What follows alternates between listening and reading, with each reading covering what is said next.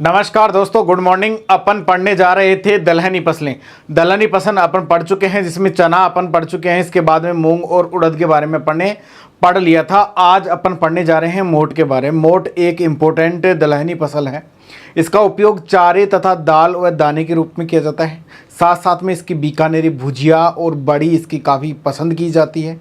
और ये एक पौष्टिक भोजन के रूप में भी इसका उपयोग किया जाता है, क्योंकि प्रोटीन का मोट का यह अच्छा स्रोत है। पशु इसके चारे को बड़े चाव के साथ में खाते हैं दोस्तों। तो इसी प्रकार से अपन आगे बढ़ते हैं और मोट के बारे में 1 बाय 1 स्टेप पढ़ते हैं। जैसा कि आपको बताएं, ये मोट की फसल है। इसका बॉटनिकल नेम है विग्ना एकोनाटिफोलिया। विग्ना एकोनाटिफोलिया के नाम से इसको जाना जाता है और उसको जैक के नाम से भी जाना जाता है दोस्तों। इस प्रकार से मोट के दाने आपको सामने दिखाई दे रहे होंगे और ये मोट का प्लांट है। देखिए दोस्तों, ज़्यादातर राजस्थान में बहुतायत से मोट की खेती बीकानेर, नागौर, सीकर, झुंझुनू ज़िले के अंदर की जाती है। ज़्यादातर इन जिलों में काफ़ी मतलब मोट की खेती का विस्तार से आपको देखने को मिलेगा।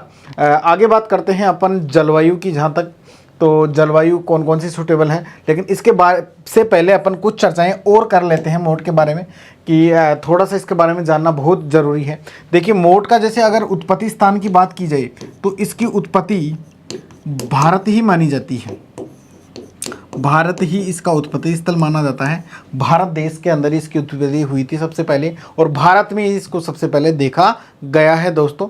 और आगे बात करें तो राजस्थान में अगर सबसे ज़्यादा मात्रा में मोट का उत्पादन बात की जाए तो राजस्थान में बीकानेर ज़िले के अंदर सबसे ज़्यादा मोट का उत्पादन होता है दोस्तों। बीकानेर के अंदर सबसे ज़्यादा मोट का उत्पादन देखा गया है। उसके बाद में चूरू, झुंझुनू, नागौर और सीकर के अंदर माना गया है। इसके बाद में अगर अपन बात करें कि इसके अंदर प्रोटीन कंटेंट कितना होता है, तो प्रोटीन की मात्रा दोस्तों इसके अंदर 18 से 22% नाक की गई है।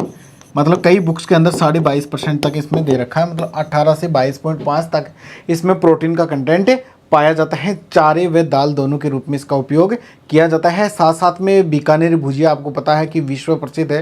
रेवड़ी भी इसकी बनाई जाती है, बड़ी इसकी बनाई जाती है, रेवड़ी तिल की भी बनाई जाती है दोस्तों। तो इस प्रकार से राजस्थानी भाषा के ये शब्द हैं, ये आपको थोड़े से दिमाग में लेके चलने हैं कि मोट से कौन कौन से प्रोडक्ट्स तैयार किए जाते हैं। इसके साथ साथ मंगोड़ी का आपने नाम सुना होगा, जैसे कि ग्रामीण क्षेत्रों से आने वाले बच्चे सब जानते हैं इसके। और पापड़ बनाने में भी मोट का प्रयोग किया जाता है दोस्तों। नेक्स्ट अपन बात करते हैं मर्दा की बात करते हैं।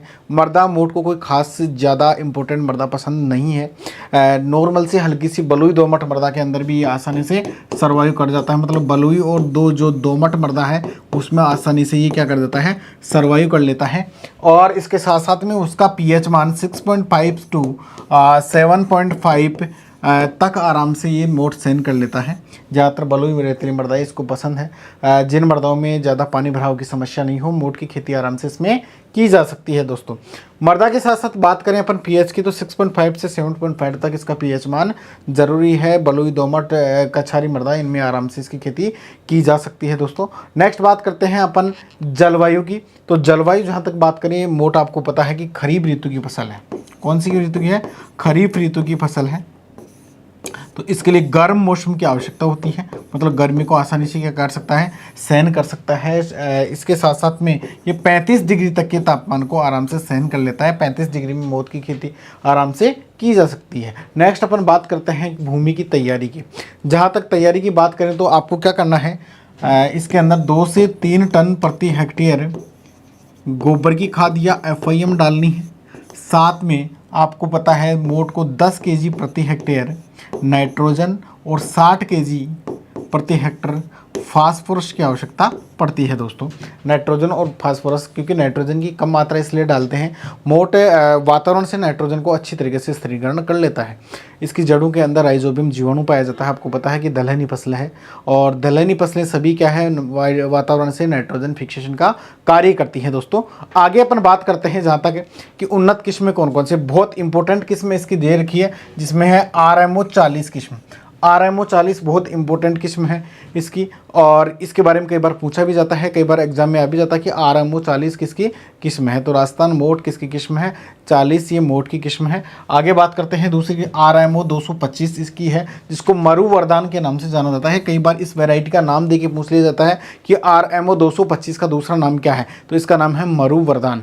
आगे बात करते हैं अपन काजरी मोट 1, काजरी मोट 3, RMO 257, RMO 423, RMO 435, जिसको मरु बहार के नाम से जाना जाता है।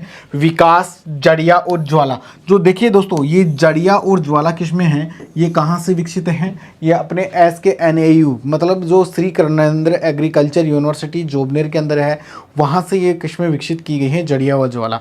तो मोट की किस्मों के बारे में काफ़ी विस्तार से मतलब पूछ सकता है, कई बार छोटे छोटे एक एक नंबर के क्वेश्चंस में भी पूछा है कि जड़िया और ज्वाला किसकी किस्म है, RMO 40 किसकी किस्म है, काजरी मोट की किस्म कौन कौन सी है, मरु वरदान मरु भार के बारे में पूछ सकता है। तो इस प्रकार से इन वैरायटियों को आपको मोटा मोटा माइंड में लेके चलना है दोस्तों, ज़्यादा कंफ्यूज होने की आवश्यकता नहीं है।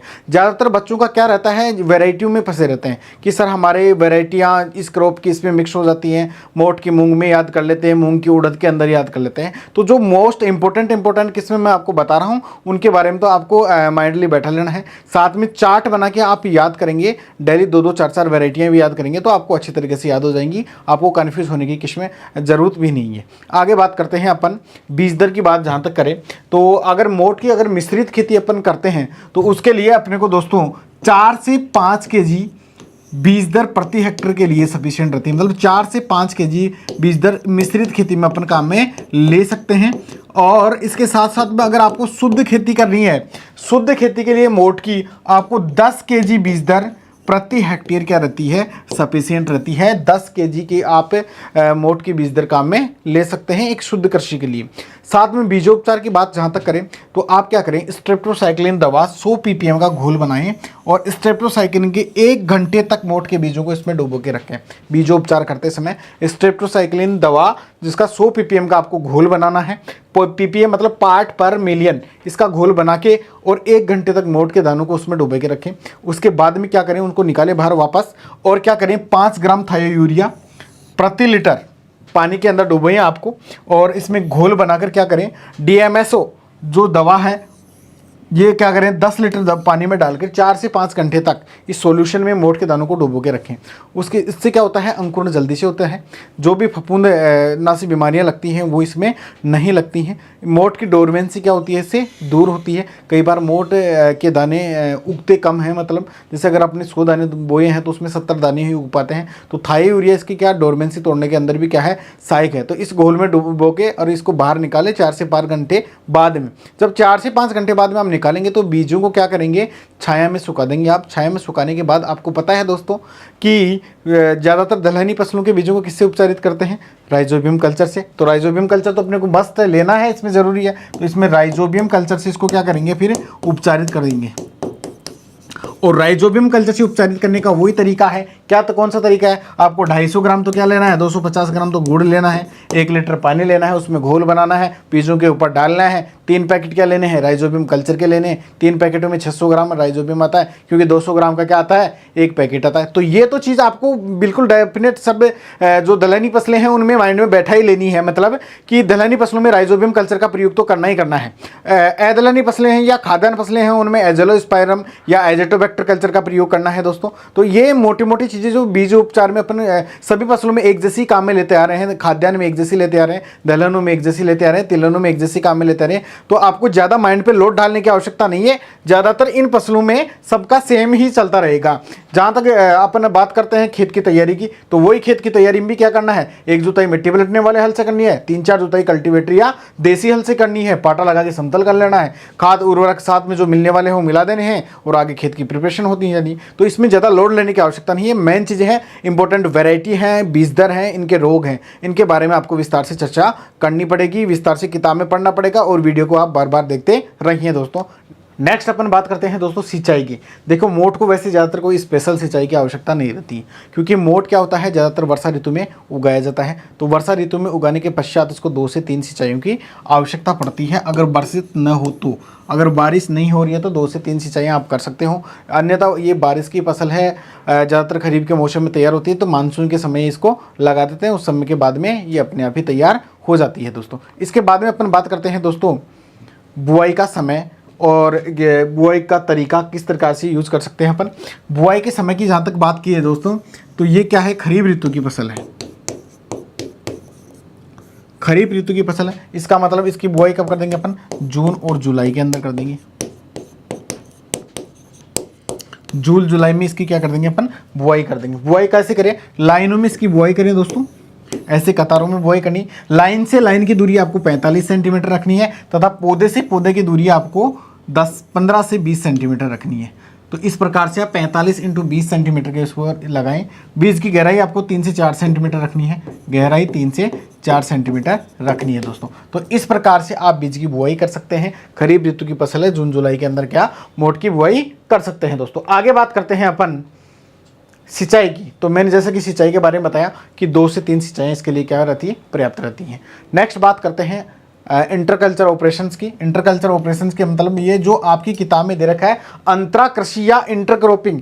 देखिए दोस्तों ये किताब में क्या गलत छपी है, और हर क्रॉप के अंदर एक ही चीज़ दे रखी है, अंतरा कृषि अंतरा कृषि। जबकि इंटरक्रॉपिंग क्या होती है, 2 फसलों के बीजों को एक साथ मिलाकर बोना, या 2 फसलों को अलग अलग, या 2 से अधिक फसलों को अलग अलग पट्टियों के रूप में उगाना। तो ये टर्म आपकी जो किताब में दे रखा है ये बिल्कुल हेडिंग क्या है, रॉन्ग है। आपको क्या इसको निराई गुड़ाई या वीडिंग या होविंग के नाम से इसको देना चाहिए था, लेकिन इसमें क्या गलत छपाई है। तो निराई और गुड़ाई कब करें, देखिए दोस्तों सबसे मोटी बात यह है कि मोट की जो फसल 30 से 40 दिन की हो जाए उसके बाद में पहले निराई गुड़ाई आपको करनी है, जिससे जो खरपतवार है, भूमि के एरिएशन या वायु संचार क्या रहता है, अच्छा रहता है। इसके बाद में आप क्या करें, पहले जब बीज बुआई कर रहे हैं उस टाइम में आपको फ्लूक्लोरीन का छिड़काव करना है। क्यों, क्योंकि इसका बीज बुआई से पहले ही क्या कर देना है, प्रयोग कर देना है दोस्तों। नेक्स्ट अपन बात करते हैं पादप संरक्षण की। इसमें कौन कौन से कीट लगते हैं और बीमारी लगते हैं। देखिए मोट का मुख्य कीट कौन सा लगता है, जैसे दलहनी फसलों के सभी कीट क्या है, आपको पता है कि मूंग उड़द सब में एक से कीट लगते हैं, उसी प्रकार से